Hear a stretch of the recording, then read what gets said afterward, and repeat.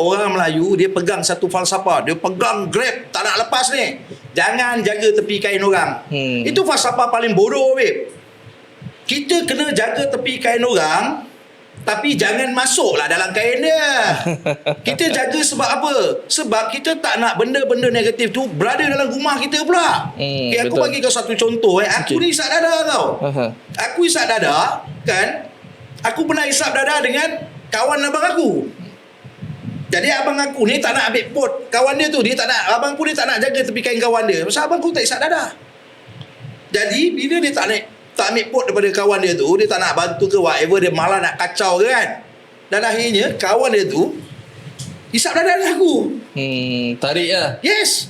Tapi kalau abang aku ambil pot dengan kawan dia tu, kawan dia boleh berhenti isap dada. Mungkin aku pun tak isap dada.